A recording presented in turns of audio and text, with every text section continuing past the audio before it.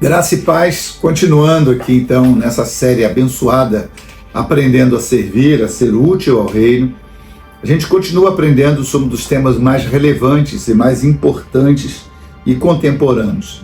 Vivemos tempos difíceis no Evangelho. Talvez uma das maiores dificuldades que a gente tenha hoje é que se fala da igreja chamada tradicional, da igreja pentecostal, da igreja neopentecostal.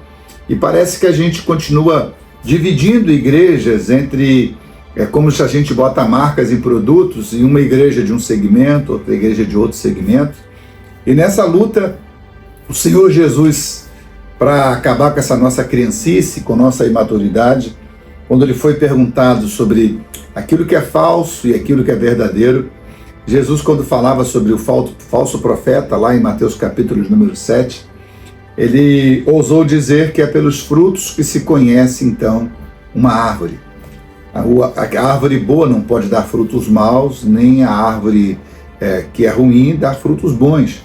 Então, uma jaqueira vai dar jaca, um pé de manga vai dar manga, bem como eu que amo jiló, tem muita gente que não vai gostar do jiló. Então, conforme o seu DNA, conforme a sua essência, será o fruto que você dá.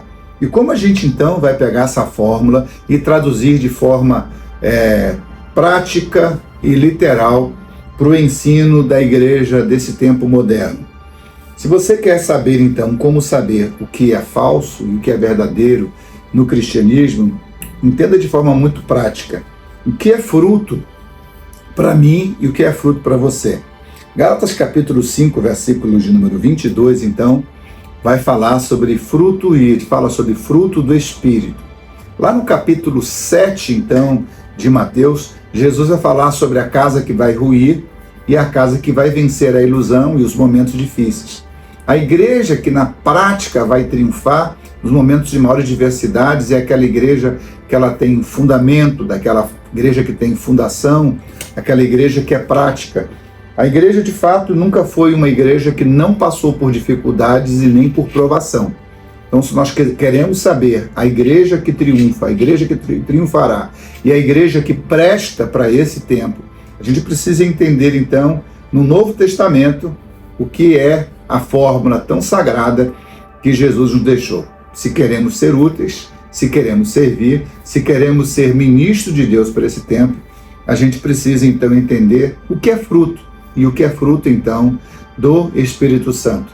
O Espírito Santo não é uma coisa, o Espírito Santo não é um sentimento, um pensamento, o Espírito Santo é uma pessoa que age e interage com a gente e que vive dentro de nós.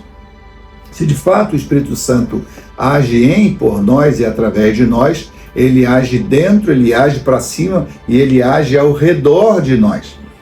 De fato, a ideia de fruto com relação ao cristianismo e ao cristão se está narrada no livro de Gálatas, capítulo 5, versículo 22.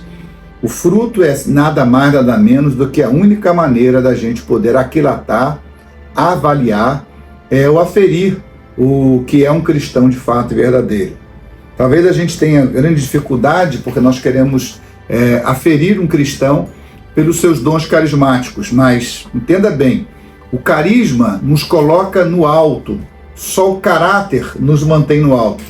Toda árvore que quer ser grande, primeiramente ela precisa passar pelo processo de saber ser pequena, de ser uma semente, de descer para criar suas raízes e dar fruto até o momento onde ela chega no estágio da maturidade. No livro de Gálatas, capítulo 5, então são 9 características que a gente deve tentar encontrar ou buscar naquela pessoa que de fato então ela tem a marca e o selo do Espírito Santo.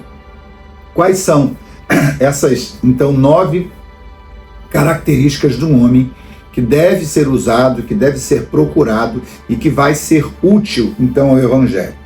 Nessas 9 características, então, eu gostaria de falar sobre a primeira dessas 9 características, que é, então, o amor. O amor. Então, como é que se conhece alguém que tem o fruto do Espírito Santo? Primeiramente, o homem cheio do fruto do Espírito Santo, ele tem que ter uma marca, ele tem que ter um sinal na sua vida. Ele vai servir por amor. Então, se você presta, se você serve para o reino, e você serve para o reino de Deus, a minha pergunta é se você é um homem que age por dinheiros ou você age por amor. Se tudo que você faz precisa ser comprado, você não é um doador.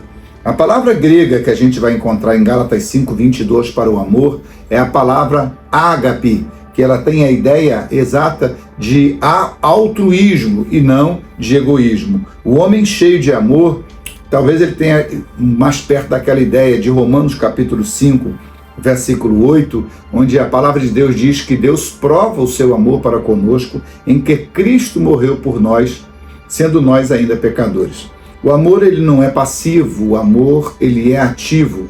E o que deve mover um profeta, um homem, um pastor, um apóstolo, um evangelista ou um mestre, deve ser o amor. Então, o que faz a gente servir é a gente amar o que faz e faz porque a gente ama. Eu tenho dito aqui na igreja que quem ama faz, né? Que o amor é aquilo que o amor faz. Então, se você quer conhecer um homem cheio do Espírito Santo, o primeiro sinal que você vai ver na vida dele é se ele ama as pessoas e não as coisas, se ele ama a obra que faz e se faz por amor. Ter resultado naquilo que ele faz pode ser para qualquer um, mas não há nenhum resultado para aquele que de fato ama. Então, o meu desejo para você que está me ouvindo agora é saber, será que de fato você tem amado o que faz ou faz porque você tem um compromisso? O que faz nos amar, beijar, abraçar e gostar, de fato deve ser a essência do amor. Alguém já perguntou para uma pessoa que estava no restaurante comendo peixe, por que ela estava comendo peixe? E ela falou, é porque eu amo peixe. E aí o filósofo lá do lado falou assim, então por que você aceita tirar o peixe do rio se você ama o peixe? Quem ama não mata. Então talvez essa seja uma grande pergunta. Quem ama o peixe é quem cuida do peixe, ou quem ama do peixe é que mata o peixe para comer?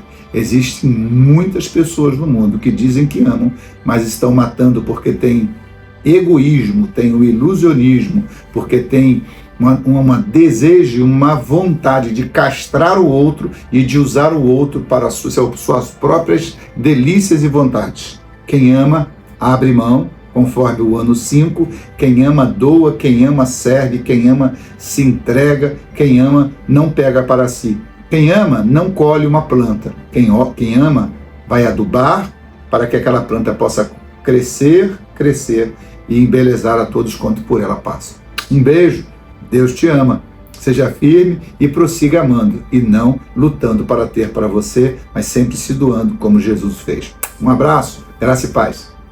Se quiser servir, nós estamos construindo uma escola da IBNA e se você quiser abençoar esse ministério, fica aí o nosso código, tá bom? O QR Code, servir para ser servido. Deus abençoe você. Essa é uma honra poder contar contigo na visão e nos sonhos do nosso grande projeto de servirmos ao Senhor com educação. Um abraço, Deus te abençoe.